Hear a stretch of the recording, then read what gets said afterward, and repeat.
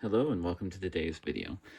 Today, we have something a little special in front of us, and that would be you can hardly read that probably, but that says ThinkPad 760 ELD. I just got this in the mail, and yeah, I'm really excited because this was my first like PC hardware of the time. So yeah, one of the headline features of the 760 series was this. It's hard to do it one-handed, but it's the fact that the keyboard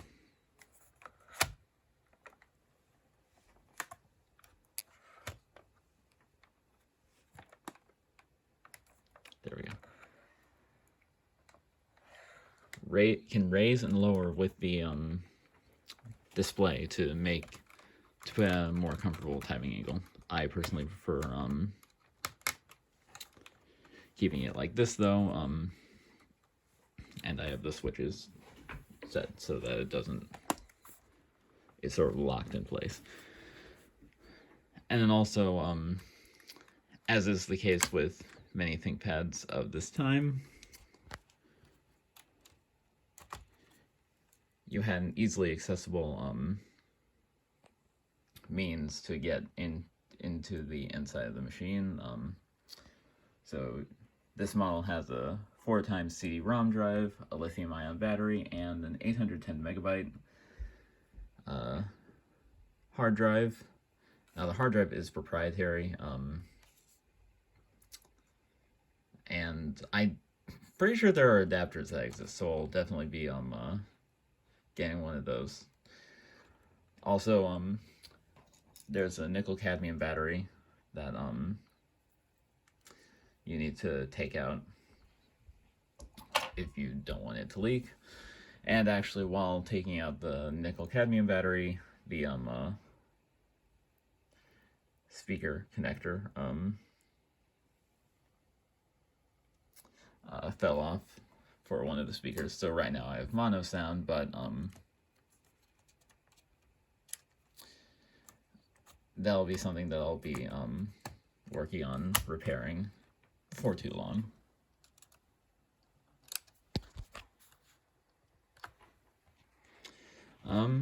But anyway, let me just get this put back into place and then let's power it on. It actually just occurred to me to actually give a tour of the machine, albeit a quick tour because this thing is heavy and it's hard to do this one-handed before powering it on. So on the front you have a CD drive and then an infrared port.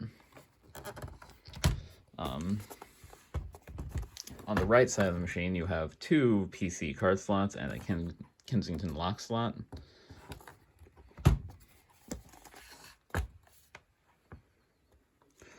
On the rear of the machine you have a door which conceals most of the ports, and another infrared port, and then the power adapter jack. And for ports going from left to right, you have the docking port, with that above that being the external floppy drive port, VGA port, parallel port, and serial port. And then I won't demonstrate it, but this actually that door actually slides out to make it so that you can dock the machine, because the docking port wouldn't work too well given that the door just like sort of sits there. So that's a neat little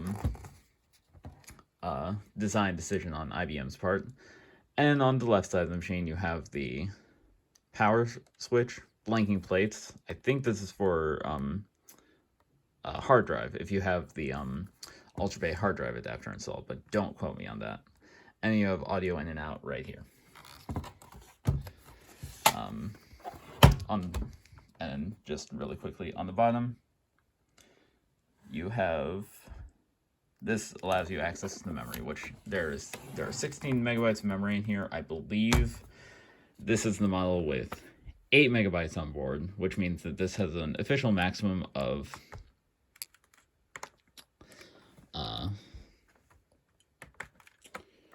72 megabytes. So anyway, let's power this on. And the battery actually still works really well on this, which I'm very pleased with.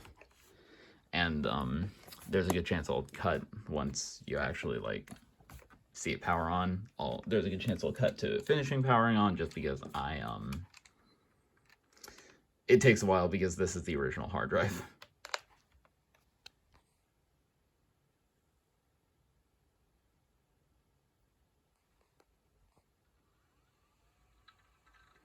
And then we'll have it yell at me because the standby battery is non-existent and the CMOS battery is dead, which I do need to replace the CMOS battery.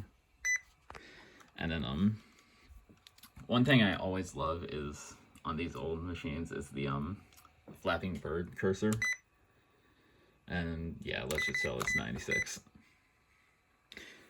So then and the battery's actually still really good on this thing. I've been using it, just test it out and stuff, and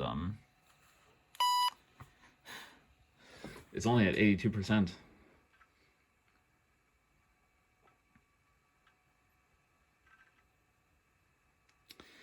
So yeah, I'm gonna let this do its thing, and then I'll be back when this is done.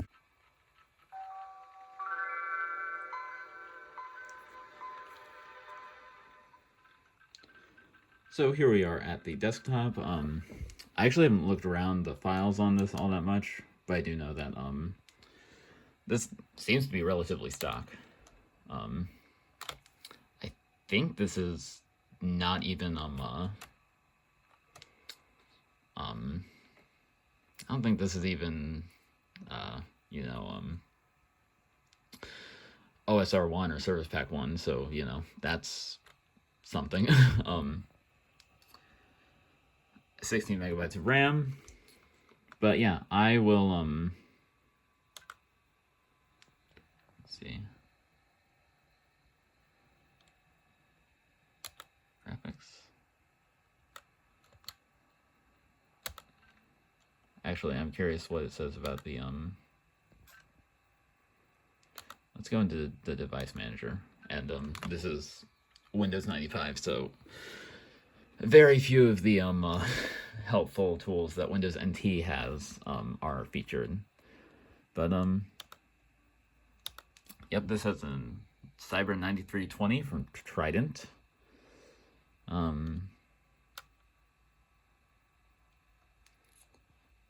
see. I'm actually not sure. This isn't ES1688, which does have Sound Blaster support, but I'm actually not sure where I can find out the you know, the clock speed of the processor. Probably in the BIOS somewhere. But oh, let's see what it says. Dial-up adapter. Interesting. Because there's no dial-up internet support. But I guess that's probably just a generic driver it needs. Probably in the BIOS, actually. That's where I can find processor clock speed. Unless this has a bunch of like ThinkPad tools. So let me just look at ThinkPad features.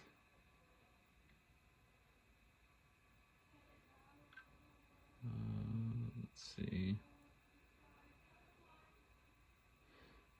I'm not sure if this gives system information at all.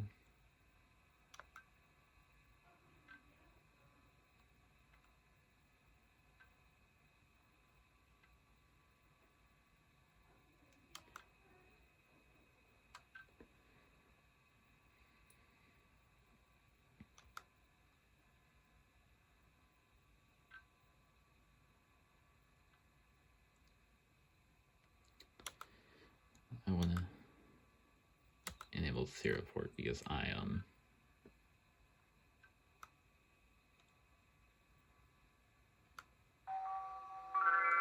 okay, I guess the serial port in the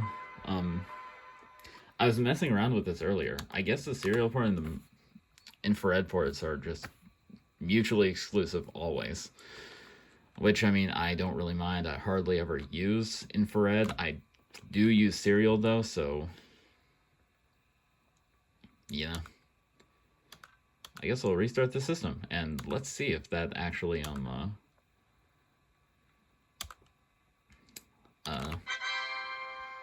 let's hope that doesn't break anything. But, let's see. I do want to get into the, easy setup, which is what, you know, the,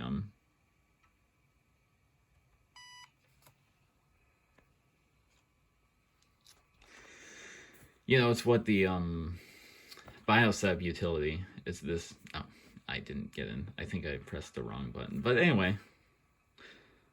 So yeah, I'll showcase that later. I'm gonna start, like, you know, looking around this and updating this and stuff. I'll be back when that is done.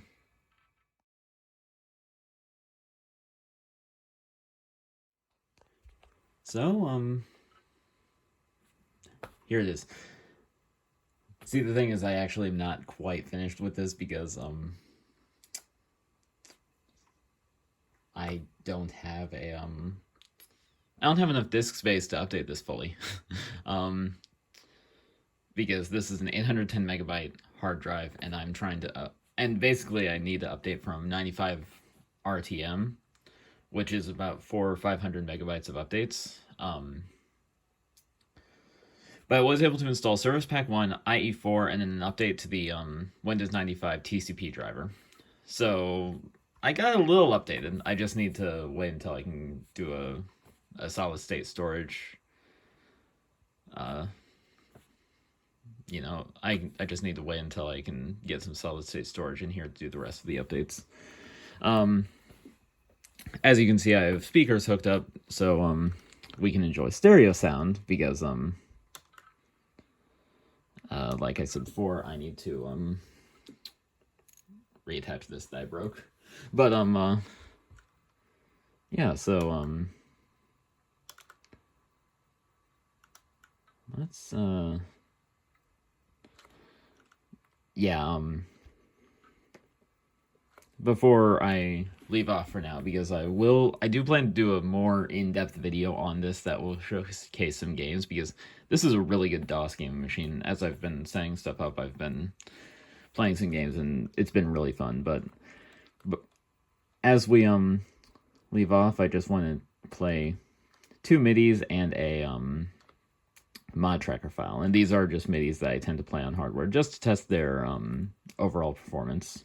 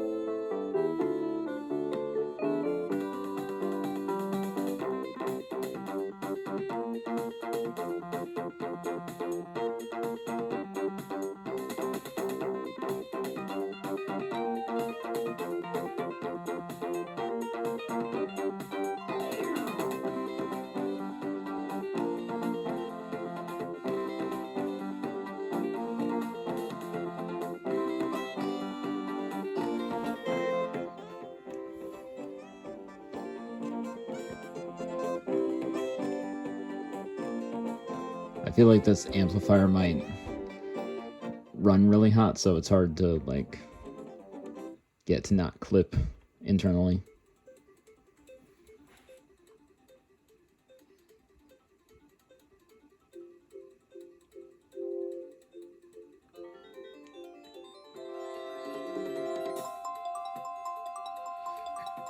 This is a Sound Canvas test MIDI, so it's interesting to hear it played back on non-Sound Canvas hardware.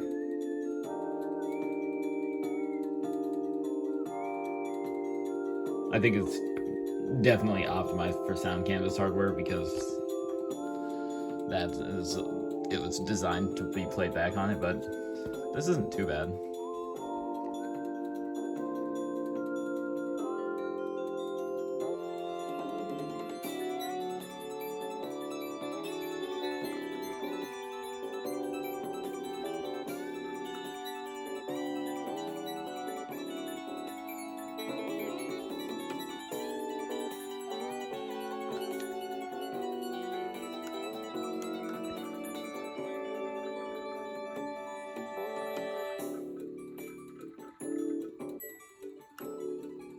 Nope.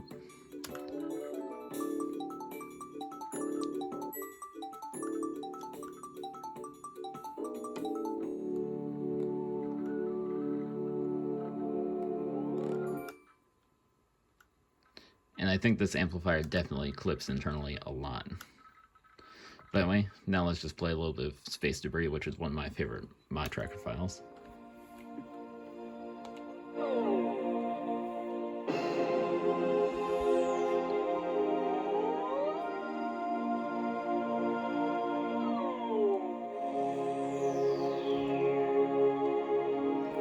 You can even see the CPU usage and stuff.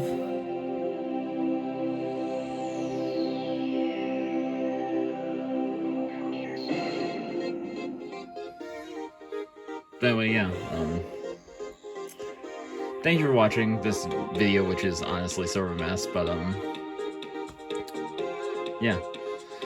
I definitely will be doing more videos on this because this is such a cool piece of machinery and I really love it. I'm really happy I was able to get it. So yeah, thank you for watching, and I hope you have a good day.